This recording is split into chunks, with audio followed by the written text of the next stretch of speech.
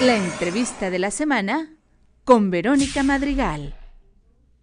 ¿Qué tal, amigos? ¿Cómo están? Bienvenidos a su programa Entrevista de la Semana. Nos da muchísimo gusto recibirlos. Soy Verónica Madrigal Rivera y les doy la más cordial bienvenida.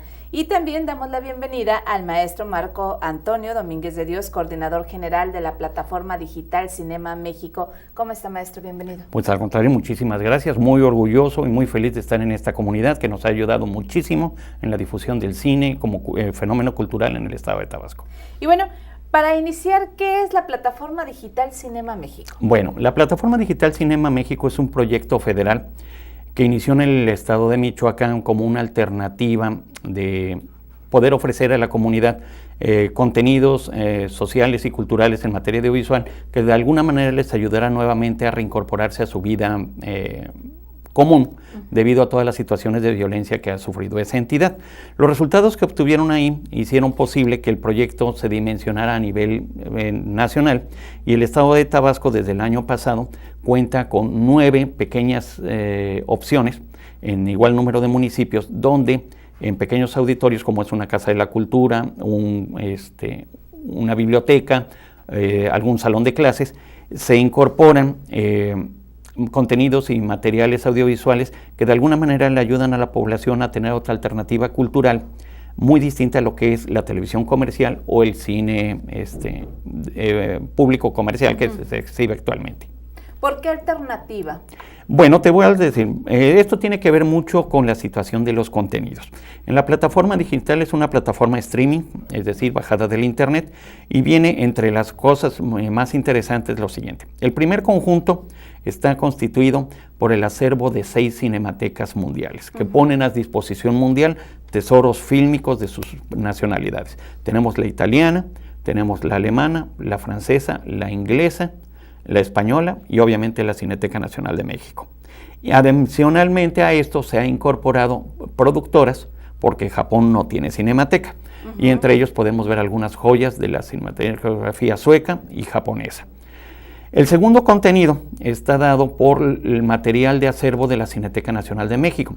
El público que tenga oportunidad de ver esto tendrá oportunidad de disfrutar películas clásicas del cine mexicano de todos los géneros que te puedas imaginar. Tenemos cine de festivales, grandes ganadores como Emilio Fernández, tenemos películas totalmente populares como son las de luchadores, tenemos también un capítulo dado al cine de arrabal, es decir, de barrios, el de ficheras, pero el de ficheras con estilo, no es el de los 70s, el cine de cabaret, el de comedias musicales, obviamente la comedia ranchera. Son pocos títulos, estamos hablando un poco de un 70, pero es lo más representativo de nuestra nacionalidad. Se nutre el segundo bloque con 23 naciones de habla hispana, incluyendo a Portugal, que ponen producciones recientes, cortometrajes y documentales que representan problemáticas y lo más representativo de cada una de las problemáticas o los intereses de estas comunidades. Hay muchísimos materiales audiovisuales, sobre todo provenientes de la televisión y documentales, que te sorprendería la calidad de producción que se ha dado en países como Bolivia, como El Salvador, que no tienen nada que pedir a las grandes producciones internacionales. Y problemáticas muy específicas que aunque pasan en otra latitud, son de alguna manera parte de nuestro mismo universo latinoamericano y de ahí podemos tener experiencias muy enriquecedoras, por ejemplo, en materia de ecología, de violencia, de salud, de problemas comunes de la sociedad, cooperativas de trabajadores. Es un segundo. El tercer bloque lo produce o lo concreta el Instituto Mexicano de Cinematografía y está realizado o compuesto por las cintas más recientes de producción donde el Estado mexicano a través de sus distintas instituciones promueve el cine de calidad. ¿Qué es lo que sucede aquí? Bueno, tú sabes que afortunadamente el año pasado ya podemos hablar que nuestra industria se ha restituido. En la década de los 80s, en el 88 para ser preciso, hacíamos 12 películas por año, una cantidad similar a 1932 cuando inició el cine sonoro, cuando en la época de oro del cine mexicano llegábamos a hacer hasta 140 títulos. El año pasado cerramos con un poco más de 130 películas. El problema de estas películas es que muchas veces no tienen la suerte de tener las mejores fechas de estreno o el tiempo de permanencia en cartelera.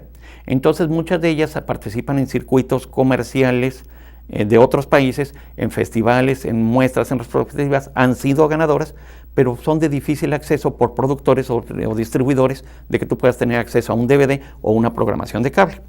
Entonces el IMCINE, todos estos materiales que considera valiosos o interesantes para que el público los conozca y que además son producto de nuevos realizadores y nuevas figuras en el rostro del cine mexicano, actores, directores, escritores, tienes oportunidad de bajarlas. Y la cuarta contenido es un acervo muy especial que está constituido por materiales audiovisuales de básicamente de la televisión mexicana.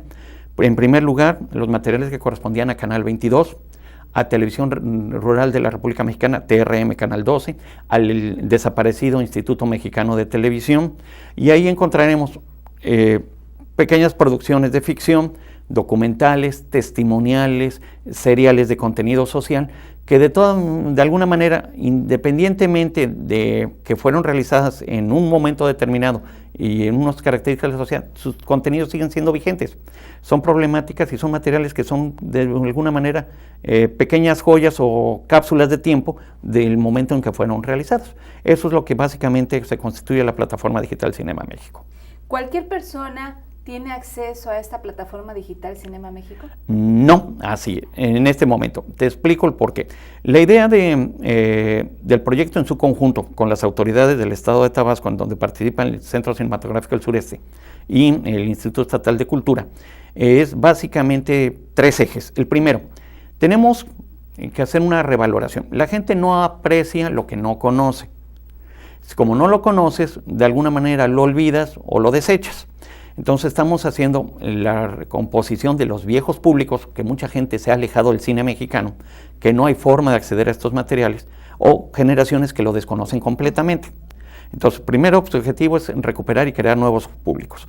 El segundo es básicamente una labor de revaloración y revisión histórica de materiales que puedan ser nuevamente proyectados, que tengan vigencia. Y la tercera es de alguna manera incorporar todos estos materiales o estos contenidos a nuestra vida diaria. ¿Por qué? Porque finalmente es un cine auténtico y propio de nuestra naturaleza, de nuestra idiosincrasia como mexicanos. ¿Qué es lo que sucede? Bueno, nosotros en sitios específicos, como te decía, los puntos de acceso en los municipios, o en el caso de la comunidad de la universidad, tenemos oportunidad de que distintas generaciones, públicos muy distintos, gente de la sociedad civil, la comunidad universitaria de distintas generaciones, tengan oportunidad no nada más de apreciar estos materiales, de valorar sus contenidos, sino de intercambiar puntos de vista con respecto a lo que vieron, a lo que entendieron, lo que les gustó, lo que les disgustó, o lo que sea. Y entonces recordemos ante todo, que el cine no es un espectáculo, es el más poderoso de los medios de comunicación y además es colectivo. Uh-huh. Y esta colectividad es lo que nos permite este momento de empatía y de convivencia con todos los que están a nuestro alrededor viendo una misma película, ¿no? ¿Qué ventaja le ofrece, por ejemplo, nosotros aquí en la Universidad Tecnológica de Tabasco? Bueno, ya somos parte de esos puntos de acceso de la plataforma digital Cinema México. ¿Qué ventajas ofrece a la población, a la comunidad estudiantil, el hecho de ver buen cine? Mira, voy a criticar ese concepto del buen cine. No existe buen cine como no existe buena música. Decía Arthur Fielder, un consumado director, fundador de la Boston Pops, existe música memorable y música desechable. Si una película no recuerdas ni de qué se trata, por muy buena que haya sido, muy bien dirigida, muy bien actuada, en ti no causó ningún impacto. Las películas que inclusive muchas veces tienen problemas de manufactura, de interpretación, de presupuesto, inclusive son llamadas películas de culto. Bueno, ¿qué es lo que sucede? Bueno, concretando, este beneficio que se le ofrece a la comunidad es un beneficio colectivo. ¿Qué te permite? Bueno, tener accesos a materiales que ni siquiera imaginabas que existían. Están reunidos en una serie de contenidos. Están sugeridos o asesorados en temáticas y en bloques que difícilmente puedes acceder, quizás en algunos momentos por internet, pero están todos reunidos por especialistas de cine de cada una de sus materias. Ahora, el beneficio es totalmente de percepción. ¿Por qué? Porque me voy a un salón de clases donde varios compañeros de alguna materia nos reunimos para ver este material. Este material, de alguna manera, interpretada toda esta información, puede incidir en nuestro desarrollo profesional, no nada más en el cultural o en el de esparcimiento. Todo mensaje de comunicación no nada más es diversión y esparcimiento, forma cultura y forma parte de una extensión de nuestro propio ser.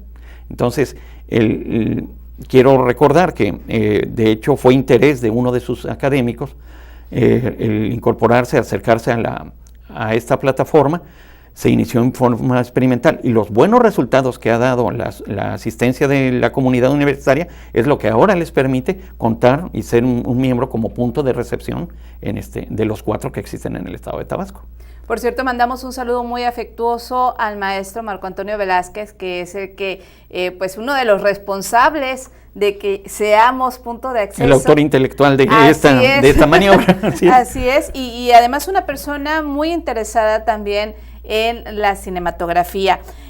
Marco Antonio, ya que comentaba usted que el cine de culto, ¿qué es el cine de culto? Somos muchas las personas que somos neófitas en el asunto, entonces hablan de cine de culto y tantos géneros que se manejan y dices, ¿eso me gusta? ¿No me gusta?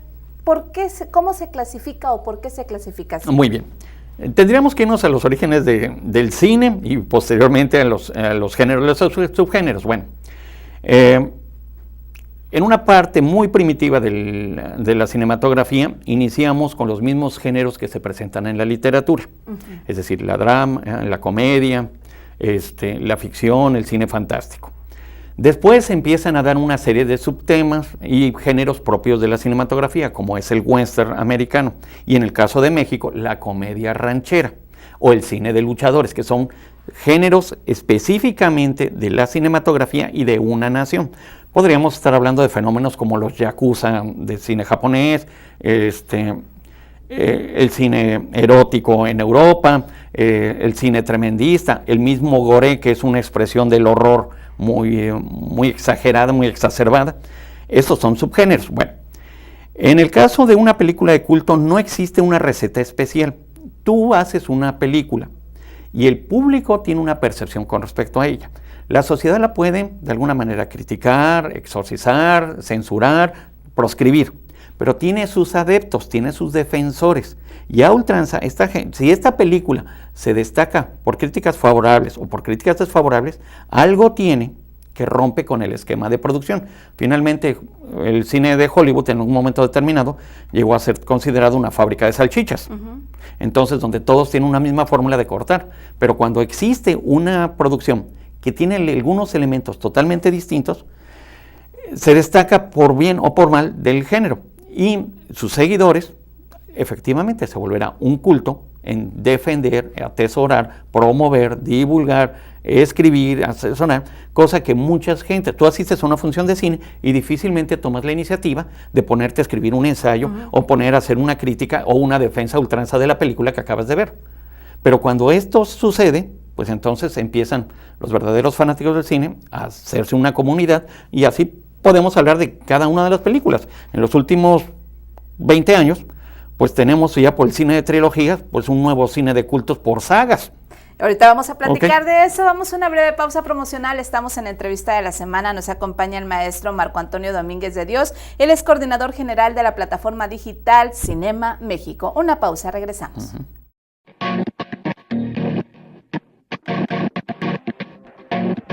Ingeniería en gestión de proyectos. En esta carrera aprenderás a identificar oportunidades para la creación de nuevos negocios, realizar mejoras en las empresas establecidas, así como también formular planes de negocios para empresas nuevas e implementar estrategias que le permitan conseguir financiamientos para el desarrollo de nuevos proyectos. Podrás desempeñarte profesionalmente en instituciones que otorgan financiamiento a proyectos, agencias de publicidad, servicios comerciales de empresas industriales. Como profesionista independiente, con un alto sentido creativo y emprendedor.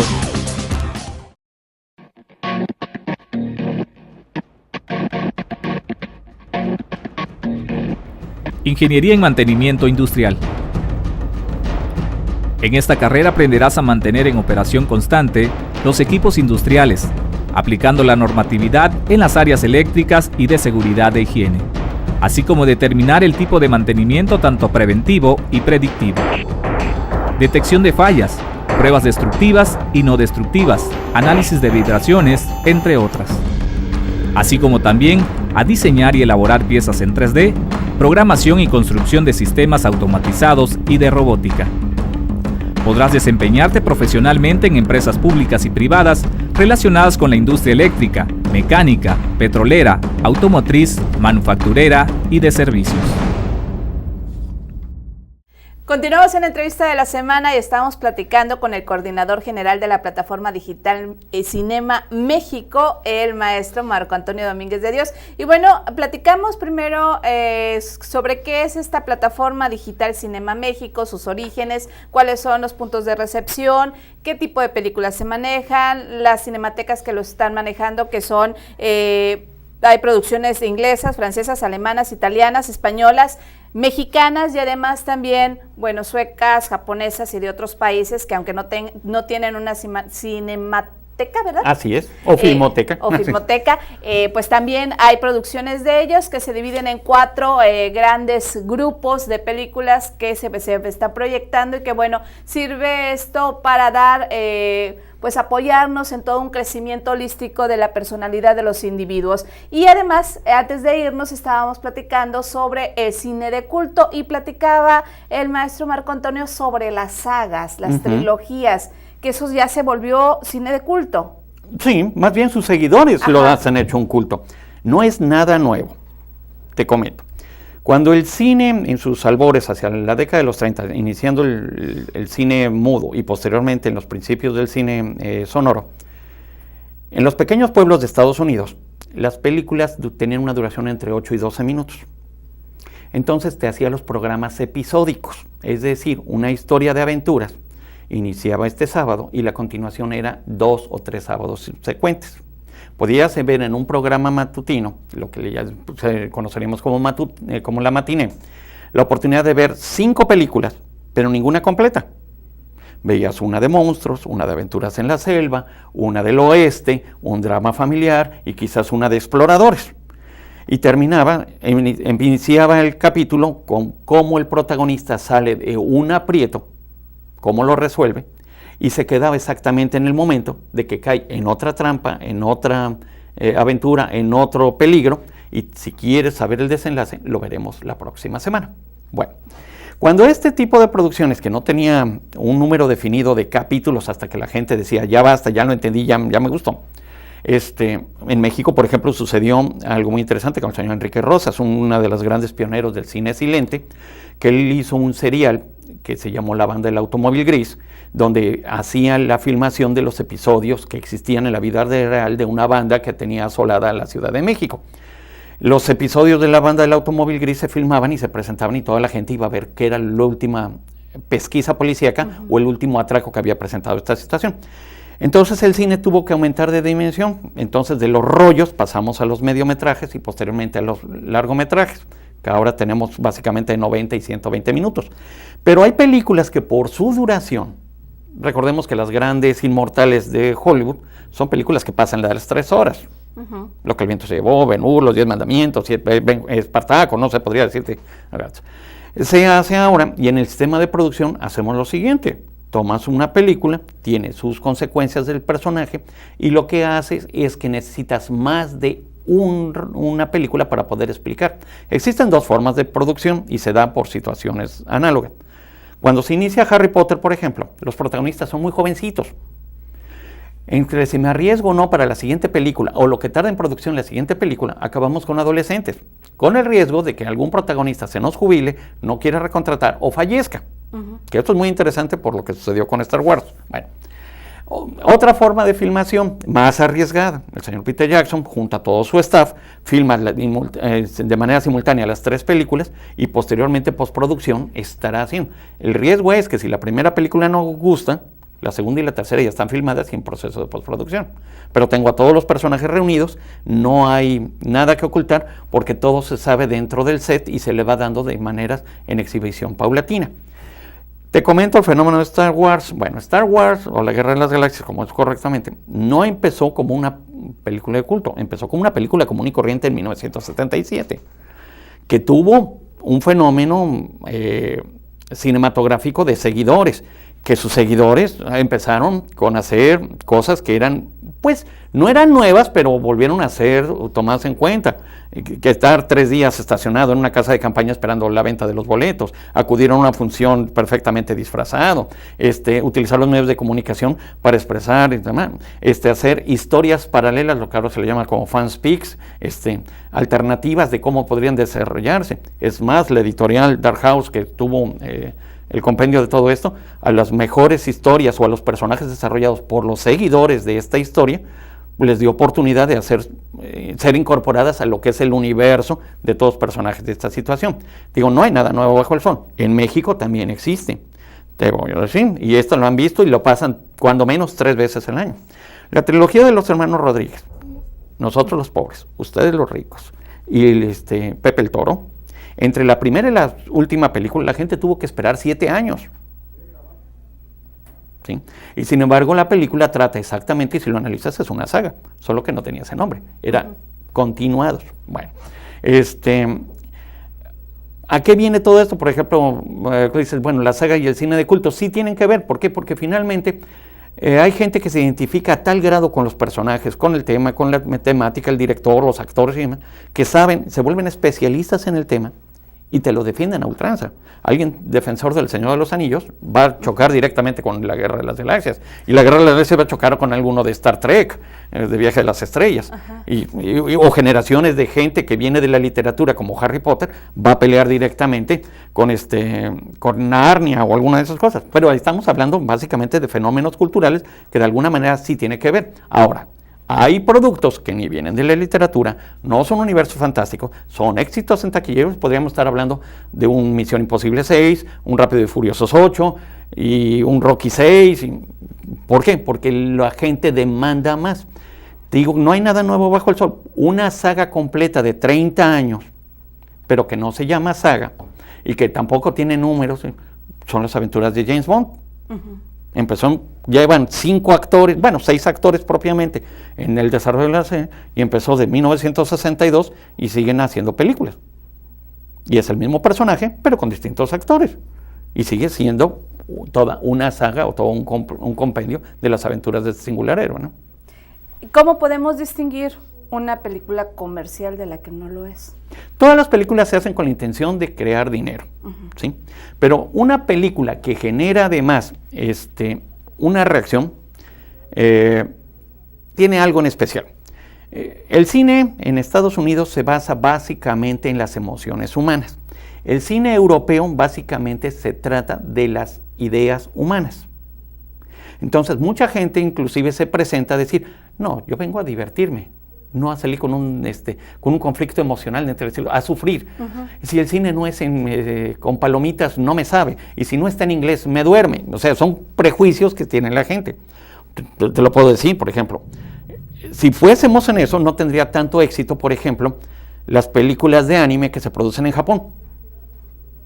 Me dicen, ay, no, es que Akira Kurosawa es lentísimo, es que está en japonés, es que no lo entendemos. Las aventuras más recientes que tú quieres de cualquier anime están en japonés, es el mismo público, y sin embargo tiene sus propios seguidores. Hay bastantes. Ahora, te digo, todas las películas se hacen con la intención de crear dinero. Algunas tienen suerte, otras no. Pero aquella película que tú en lo personal consideras o revaloras que tiene elementos que se distingue o que es representativo de algo, seguramente se destaca y se guarda en un lugar muy aparte y es un referente de todos los demás. Los que lo lograron conseguir y los que se quedaron cerca y la que sí, de alguna manera, redondea todo. Por ejemplo, va una crítica muy rápida. En 1896 se crea el cine. Bueno, en 1895, Día de los Inocentes. Me da mucho gusto estar en esta entrevista el día de hoy, un 15 de agosto, primer 15 de agosto. Después de 121 años, estamos celebrando el Día del Cine Mexicano. ¿Por qué es importante? Porque unos meses después de haber salido de Francia, Gabriel Beyre llega con Porfirio Díaz, le hace una exhibición el día 6 de agosto. El día 14 se hace una exhibición privada en una droguería en Plateros, lo que es ahora la calle de Madero, y al día siguiente, el día 15, se hace la primera exhibición pública de lo que es el nuevo invento en la Ciudad de México, y por eso es el Día del Cine Nacional. Bueno, te estaba hablando, en 1996 se hace una revisión internacional y se trata de ver qué es lo más destacado en 100 años de la historia del cine. Estados Unidos me dio pelea porque ellos se consideran los papás del cine por la situación de Edison y no compaginan mucho con la situación de los Lumière. Bueno, ¿qué es lo que sucede? Se hacen las 100 mejores películas en la crítica. Bueno, se hace una revisión de las 100 mejores películas realizadas en la Filmoteca Norteamericana y aparece como entre las mejores 26 títulos anteriores a 1960. Yo te puedo decir, El Ciudadano Kane de 1940 es la mejor. El segundo es Casablanca de 42, la tercera es Lo que el viento se llevó del 39, y en el mismo número te vas a encontrar, entre las 10 primeras, te vas a encontrar El Mago de Oz y Ben-Hur y películas que son anteriores a 1960. Entonces, ¿qué pareciera? Que desde 1980 o 90 no hemos hecho nada memorable para acá. Sí, pero tienen sus situaciones muy especiales. Dame una contemporánea que sea muy buena. Sí, ahí está El Padrino de Francis Ford Coppola del 72. Oye, pero me estás hablando de antes de que yo naciera. Sí, es cierto. Bueno, La Lista de Schindler se coloca en el 10º.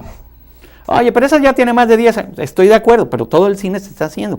Tengan en cuenta que en Hollywood, después de la depresión del 29, se tomó la decisión por Samuel Goldwyn de que nunca podían hacer menos de una película diaria, porque Hollywood era la fábrica de sueños. Y el número mágico es hacer 365 películas como mínimo en los estudios de California. Esa cifra es rebasada por bastante, se hacen más de 500 filmes. De esos 500 filmes aproximadamente llegan 250 a México.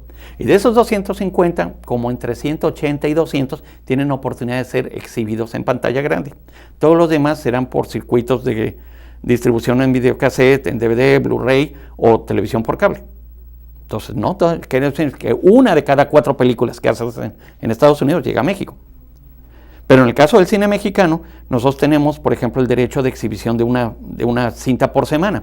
El problema es que no teníamos películas suficientes para cubrir el circuito.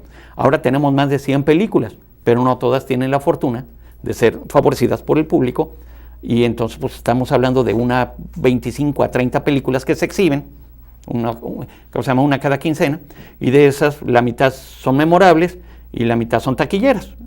La mayoría son, por desgracia, de taquilla, de risa fácil, de comedia ligera, de situación de enredos. Nada difícil de entender, pero que de alguna manera es válido que la gente acuda al cine, tenga el esparcimiento, pero sobre todo que se vuelva a atrever a ver cine mexicano. Pregúntale a la gente cuál es la última película que vio de cine mexicano que te dé 3 títulos y entonces entenderás en qué condiciones está pasando. Definitivamente, y bueno, desde el inicio del programa dijimos que se nos iba a ir rapidísimo esta entrevista, realmente se nos ha ido rápido. Maestro Marco Antonio, ¿está comprometido para venir próximamente a otra entrevista con nosotros para seguir iluminándonos, nutriéndonos y pues diciéndonos, explicándonos cómo es el cine? Y les comentamos a ustedes, amigos, que aquí en la Universidad Tecnológica de Tabasco tenemos este cinema digital.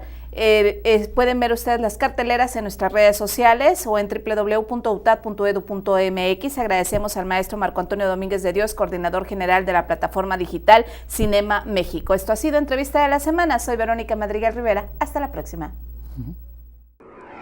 La entrevista de la semana con Verónica Madrigal.